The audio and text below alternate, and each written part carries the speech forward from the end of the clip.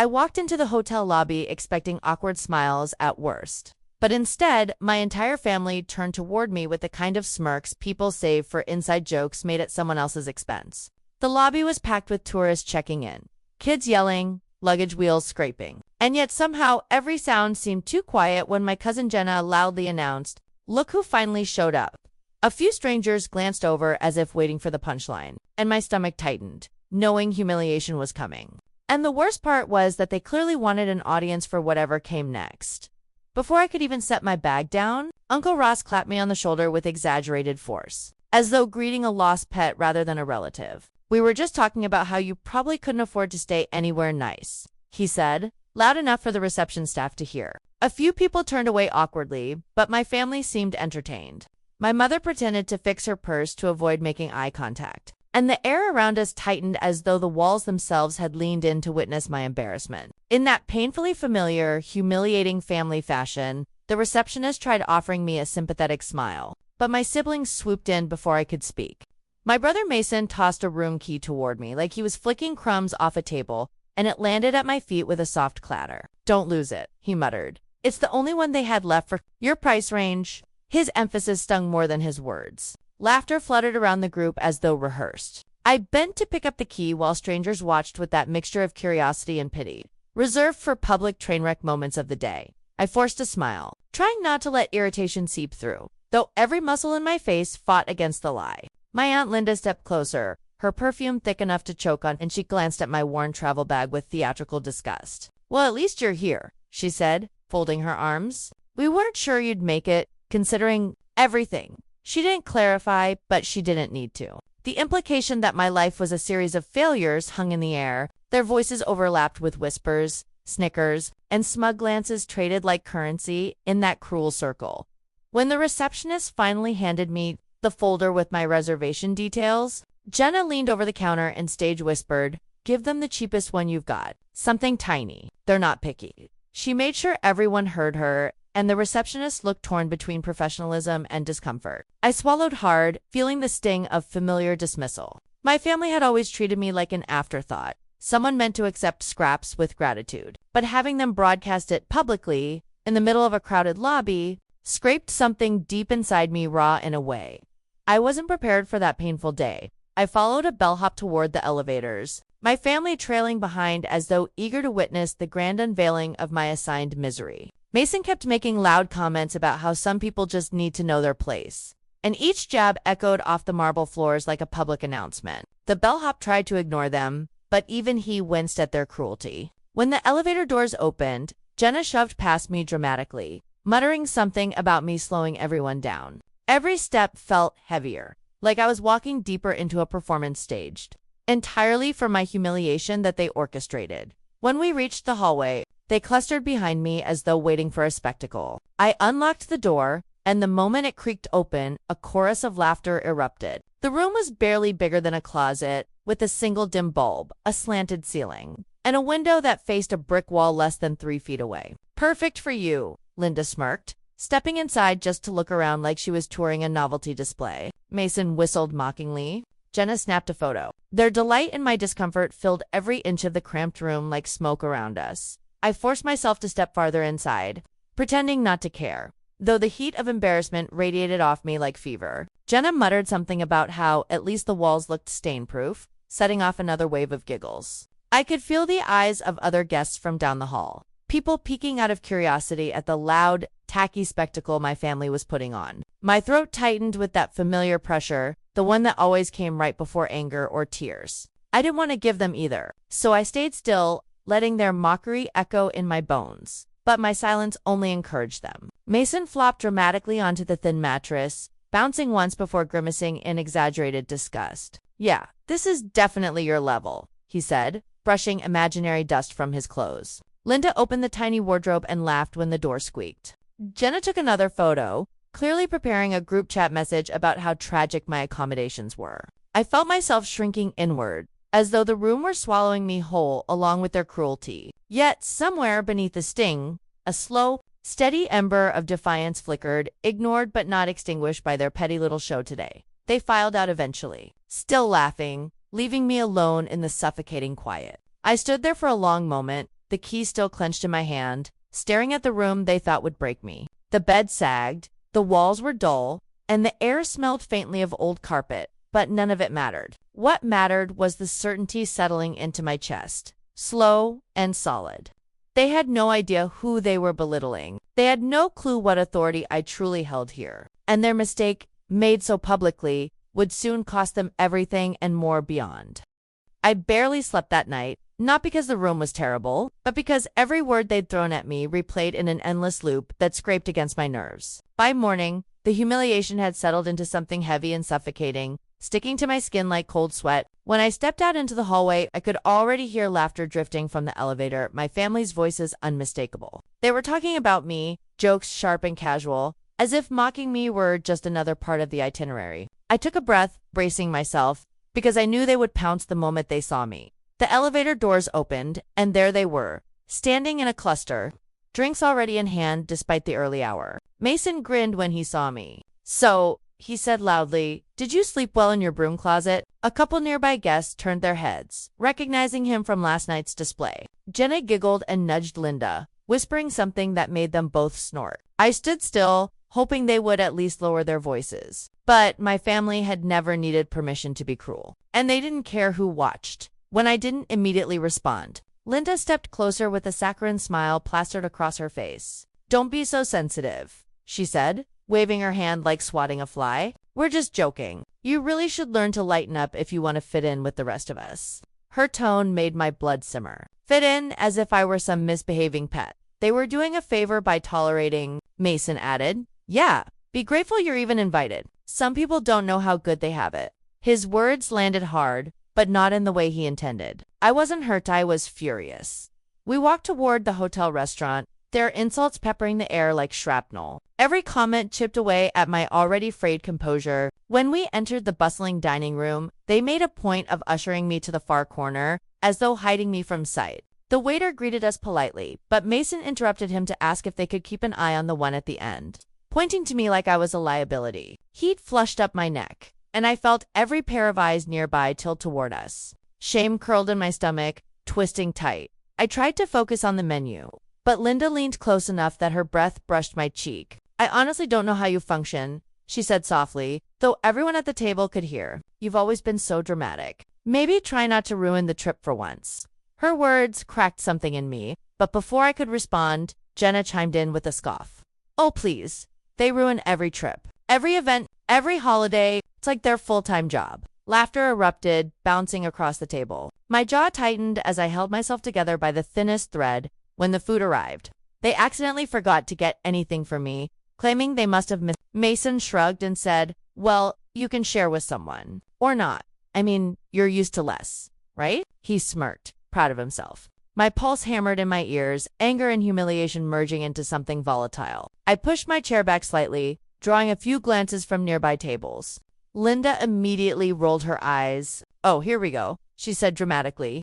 "Don't start crying or making a scene. We're trying to have a nice breakfast." That sentence broke the last thread holding me together. I slammed my hands onto the table before I realized what I was doing. The plates rattled, and the entire restaurant went silent for a beat. "Enough," I said, my voice trembling, but not with weakness, with anger. "I am done being your punching bag." Shock flashed across my family's faces, followed by annoyance, then smug amusement. Jenna leaned back in her chair, smirking. "Wow," she said, "you really are dramatic. This is why no one takes you seriously."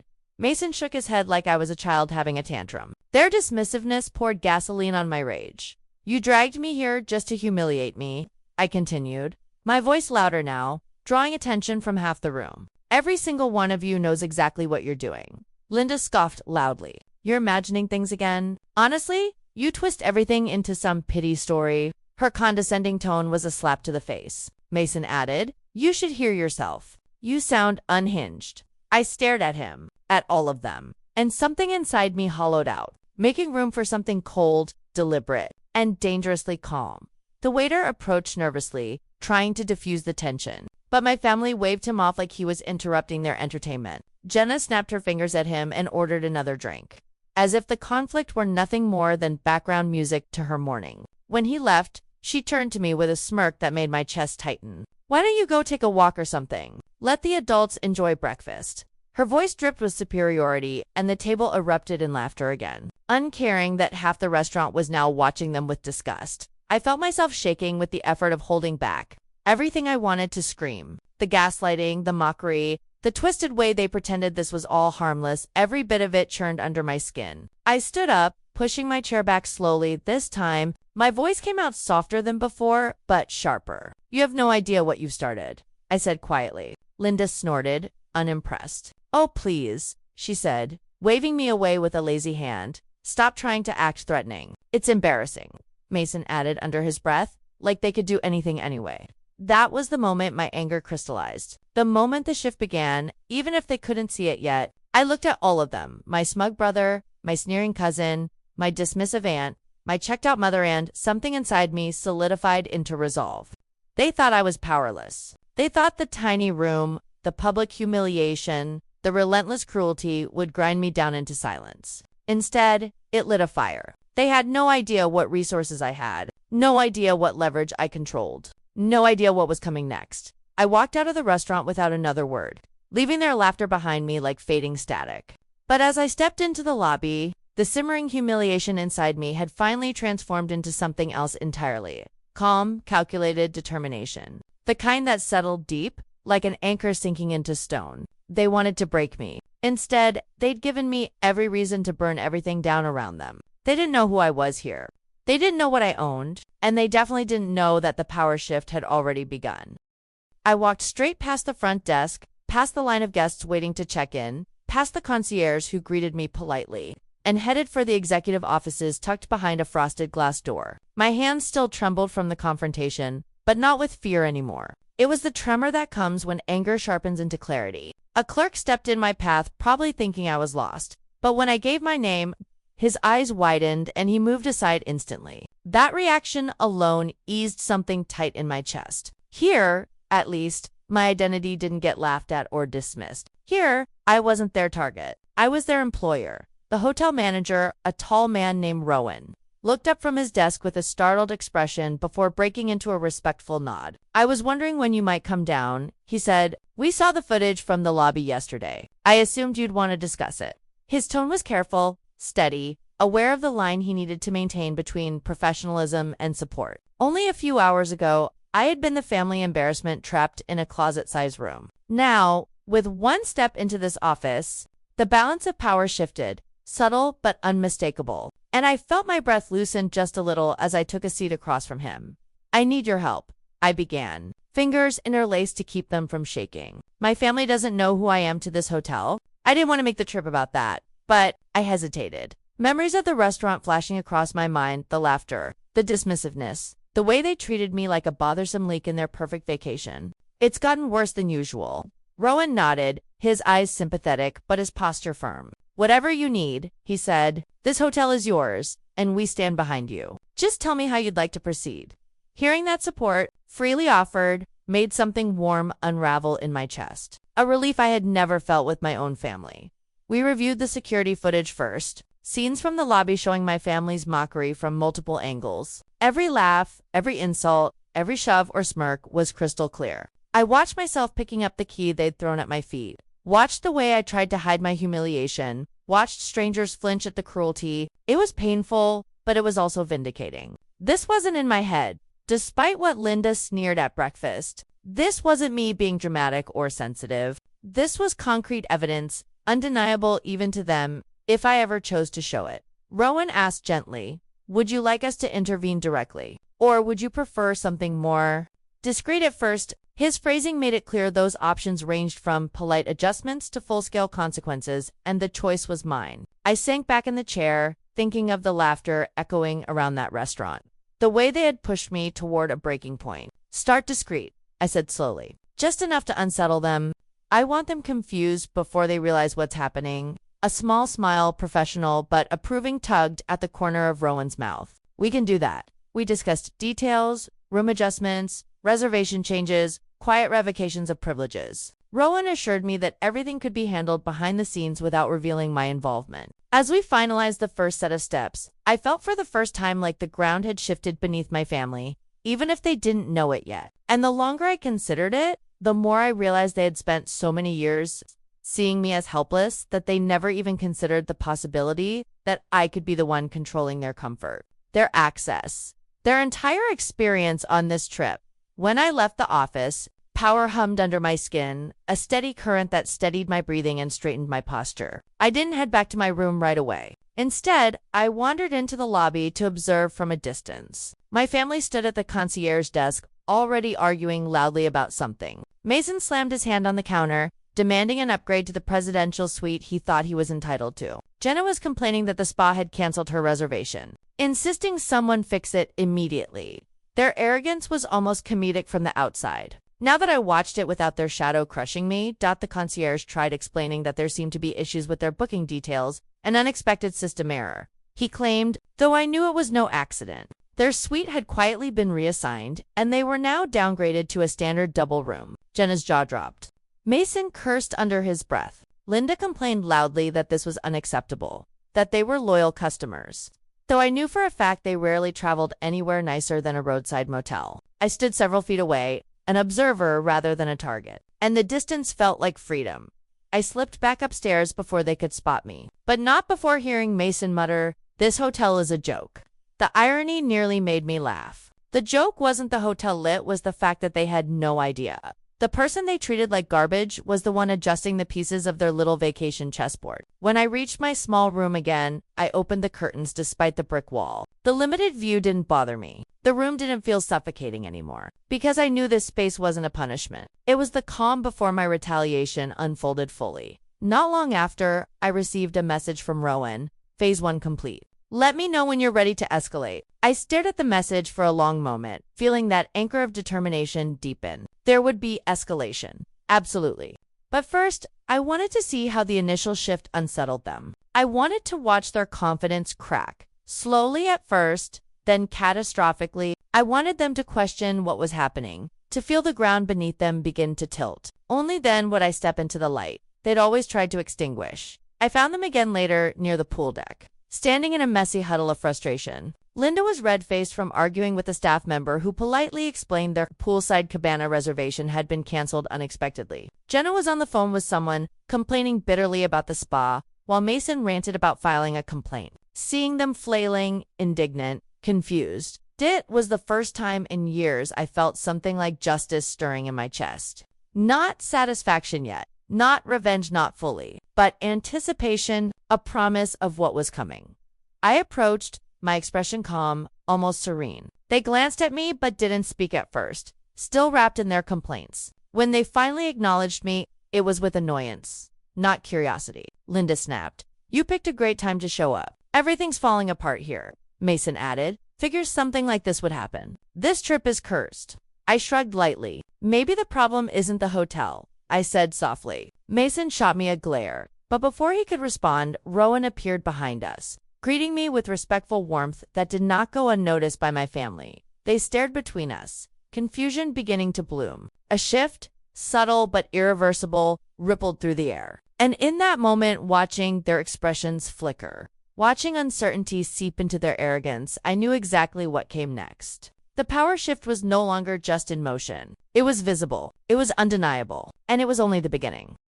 The moment Rowan stepped onto the pool deck and greeted me with that calm, respectful tone, my family fell completely silent. Their eyes bounced between us, trying to make sense of a dynamic they had never seen before, one where someone spoke to me with authority and deference. Rowan excused himself after a brief exchange, but the seed had already been planted. Jenna whispered to Mason, asking why the manager seemed to know me.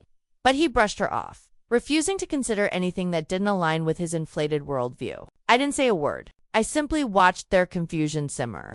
Knowing it was about to boil. By the afternoon, the next phase of consequences had quietly rolled out. Their replacement rooms, already a significant downgrade, suddenly became unavailable due to maintenance issues, forcing them into two cramped adjoining rooms on the lowest standard floor. The moment they walked in, their outrage echoed down the hallway. Linda stormed back to the front desk demanding compensation. Mason argued with staff for a solid 15 minutes, insisting there must be a mistake because we booked luxury. Jenna filmed a dramatic video for her followers, claiming the hotel was scamming them. Meanwhile, I stood off to the side, sipping a drink, savoring each crack forming in their perfect vacation facade. Their credit card issues began next, subtle but devastating. At dinner that night, their card was declined 3 times, each attempt louder than the last. The restaurant was full, families and couples watching with raised brows as my relatives scrambled to save face. Mason tried to blame the waiter, accusing him of entering the number wrong.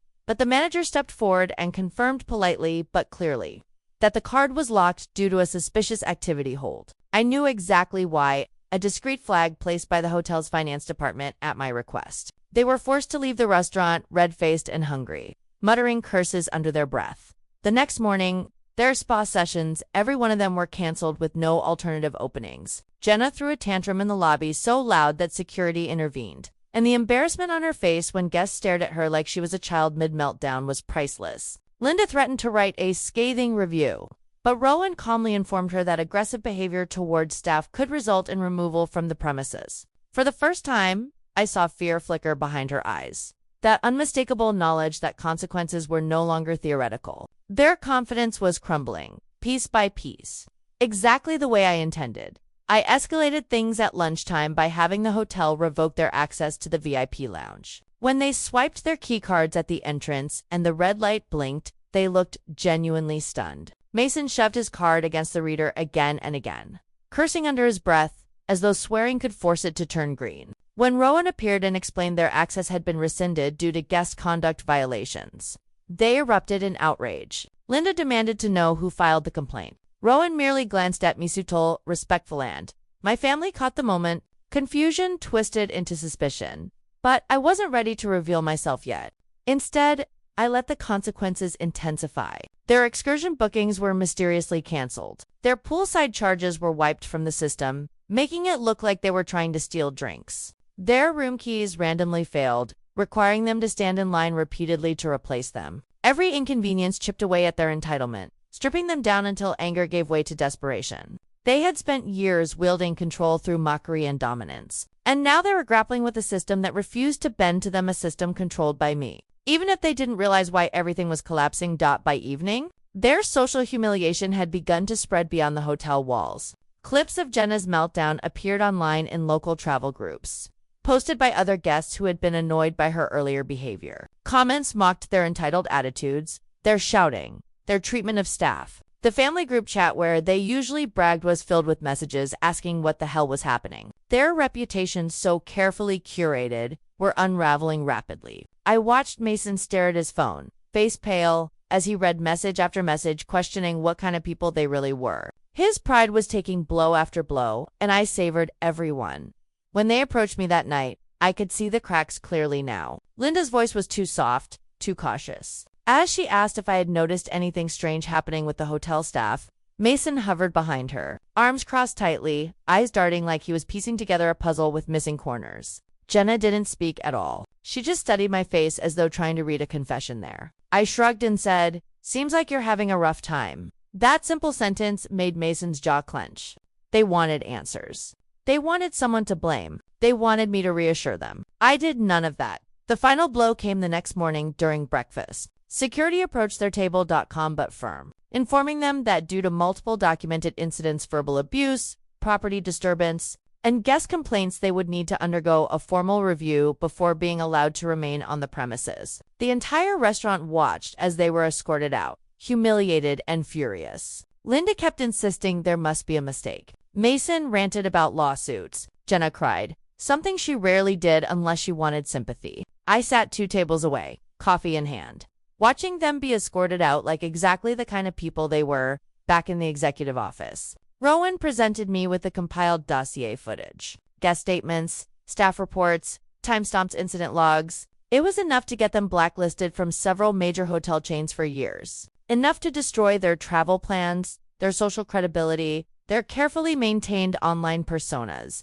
I scanned through the documents, each page a reflection of their behavior, not mine. I hadn't invented anything. I had simply held up a mirror and let their own cruelty take them down. The weight of that justice settled comfortably in my chest, solid and satisfying. By afternoon, my family was frantic. Their phones buzzed nonstop with backlash from friends and relatives. Their credit cards were flagged. Their rooms were under review. Their vacation was in ruins. They congregated in the lobby, arguing in hushed but desperate tones, pointing fingers at one another. For the first time in my life, they looked small, lost, vulnerable, stripped of the arrogance they wielded like a weapon. And standing a few steps away, unseen by them, I felt the power they had always stolen from me return in full force. The revenge arc wasn't just underway, it was almost complete. And yet, the biggest reveal hadn't even happened. They still didn't know who owned the hotel that was now dismantling their lives day by day. They still believed this was a string of bad luck, or karma, or conspiracy. Anything other than the truth. But that moment of revelation was coming, and it would be the final strike, the one they could never recover from. As I watched them flounder in chaos they had built with their own hands, I felt something indescribably satisfying settle in my chest. They weren't just losing their comforts, they were losing their illusions. And I was finally ready to step into the light they tried so desperately to shove me out of. When everything finally settled, and the truth about who I was soaked into the room like spilled wine, the entire family seemed suddenly aware of their posture, their tone, even how they breathed around me. It was surreal. Hours earlier, I was the overlooked tag-along cousin shoved into a musty broom closet excuse of a room. Now, they looked at me like I was some kind of silent judge, holding the power to make or break the entire trip. It was uncomfortable, honestly. I didn't want them bowing or acting weird. I just wanted respect. But the shock hadn't worn off for them yet. They were still stumbling through the emotional rubble of their own behavior. My aunt approached me first. Fidgeting with her necklace the way she always did when she was nervous, she started with a stutter. The kind people get when the right apology doesn't exist because the wrong behavior was too obvious. She said she didn't mean it, that she didn't know, that it was all a misunderstanding. And I really listened, but inside, I kept replaying her voice from earlier in the day. The dismissive way she told me I should be grateful for whatever room I got because I wasn't an immediate priority. Funny how fast priorities shift when power does. But I didn't lash out, even though a part of me wanted to. I just told her I appreciated the apology. Because I did, even if it came from shock more than remorse, it was still something. My cousins hovered behind her, whispering among themselves until one of them finally stepped forward. He apologized too, in his own awkward way, saying he had only joked about sticking me in the closet room because he thought everyone was fine with it. I accepted the apology, but I also reminded him calmly that group jokes usually come at someone's expense, and he might want to check who he's stepping on next time. The look on his face told me no one had ever said that to him before. Maybe it would stick, maybe it wouldn't, but at least the message existed now, floating in the air where the old dynamic used to sit. But the person I was waiting for, the apology I needed, the one that mattered most, was from the trip leader, my older cousin Daniel. He was the orchestrator of every sleeping arrangement, every schedule, every silent hierarchy. When he finally approached, he looked like he had swallowed a stone. He kept glancing at the floor, searching for words that refused to cooperate. When he eventually managed to speak, the first thing he said was that he didn't know I owned the hotel chain. The second thing he said was that he should have treated me better. The third thing, not spoken, but very obvious, was that he realized how awful it felt to be exposed like that. I didn't gloat though. I just told him the truth. He shouldn't treat anyone the way he treated me, regardless of who they are or what they own. For a moment, he just stood there, absorbing it. And then, slowly, he nodded. A real nod, not a polite one. Maybe he actually understood? After the apologies, the atmosphere loosened. People started talking normally again, though still with a thin layer of caution that didn't exist before. And honestly, I didn't try to force things back to the way they were. Something had shifted permanently between us, and pretending otherwise felt pointless. Instead, I focused on what I could control, helping everyone enjoy the trip. Not because they deserved it, but because I wanted the trip to be memorable for the right reasons. I arranged a private beach dinner for the whole family, complete with lanterns, live music, and the kind of food they would have taken 1,000 pictures of if they didn't feel too shy around me. Now, I didn't tell them it was my doing. I let the hotel staff present it as part of a guest experience upgrade. Watching everyone relax into the evening, forgetting the earlier chaos, made something settle in my chest. I didn't want the trip to be defined by tension. I wanted it to be a turning point. Later that night, when things quieted down and everyone drifted back to their upgraded rooms, I walked alone along the shoreline. The sand was cool, the waves soft and rhythmic. And for the first time since the trip began, I felt like myself again, not the cousin shoved into the worst room, not the secret hotel owner waiting for the right moment to speak, but simply someone who had drawn a boundary and watched others learn from it. It's strange how sometimes the universe forces a confrontation you didn't ask for, just to show you the truth of where you stand with people. The next morning, something unexpected happened. My aunt knocked on my door not with the stiff hesitation of the day before, but with an energy that felt genuine. She asked if I wanted to join her for breakfast before the whole family gathered. Just the two of us. I agreed. We sat at a table overlooking the ocean, sunlight hitting the waves like scattered diamonds, and talked not about the hotel, not about apologies, but about life. She told me she admired how calm I stayed through the whole ordeal. I told her I admired that she owned up to her part. We laughed a little. And for the first time in a long while, I felt like she saw me not as background family, not as not even as someone rich, but as a person she had overlooked and was finally ready to know. That moment meant more to me than any apology. Throughout the rest of the trip, the family's behavior genuinely shifted. It wasn't dramatic or overly reverent. They didn't start treating me like royalty or anything, but they included me in decisions, asked for my input, and made sure I had everything I needed without assuming I'd just make do with scraps. It didn't erase the past, but it did soften it. Every shared meal, every group activity, every moment of laughter felt like a slow stitching of something torn. By the time the trip ended, I realized something important. Revealing who I wasn't about revenge or showing off or making anyone feel small. It was about refusing to stay small just because someone else wanted me to be. It was about reminding myself that I never had to accept mistreatment in silence. And strangely, exposing that truth didn't create distance between me and my family. It actually brought some of us closer, in ways I didn't expect. As we packed up to leave, Daniel approached me one last time. He didn't say much, just thanked me for not embarrassing him and for giving him a chance to do better. I nodded.